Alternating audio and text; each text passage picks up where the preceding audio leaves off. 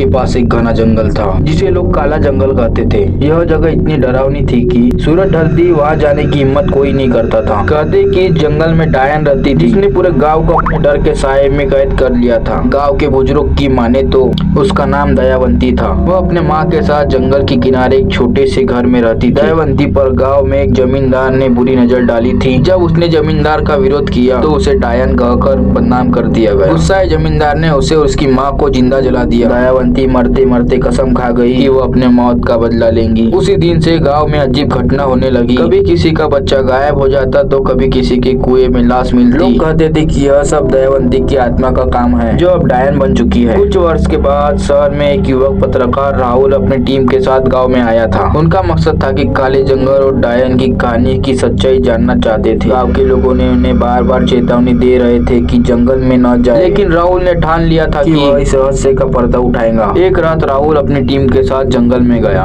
चारों ओर घना अंधेरा था, हर तरफ सन्नाटा छाया हुआ था। अचानक उन्हें किसी की डरने की आवाज सुनाई दी। कौन है वहाँ? राहुल ने जोर से पूछा। जवाब में केवल सन्नाटा था। आगे बढ़ती उनकी नजर एक पुराने खंडर पर पड़ी। खंडर के बीचों बीच एक चबूतरा था जिस पे कुछ अजीब से प्रतिक्रिया बनी हुई थी। तभी हवा अचानक तेज हो गई और एक भयानक चीख सुनाई दी। सदस्य डर के मारे कांपने लगे। अचानक एक काली परछाई खंडर के पीछे से निकली। राहुल ने हिम्मत जुटाकर पूछा, तुम कौन हो? हमसे क्या चाहिए? परछाई की आवाज गूंजने लगी। मैं वही हूँ जिसे तुम डायन कहते हो, लेकिन मेरी कहानी तुम नहीं जानते। मुझे इस दुनिया ने धोखा दिया और अब मैं हर किसी से बदला लूंगी। राहुल ने अपने जेब से गंगा जल की छोटी बोतल निकाली और उसे डायन के ऊपर छिड़कने की कोशिश की, लेकिन डायन ने एक ही झटके पे बोतल छीन ली और जोर से हंसने लगी। तुम्हारी ये तरकीब मुझ पर असर नहीं करेंगी, उसने कहा। राहुल को याद आया कि गांव में एक साधु ने कहा था कि डायन को मुक्त केवल उनके अन्याय का बदला दिलाकर ही किया जा सकता है। वह भागते हुए गांव लौटे और लोगों को जागरूक किया।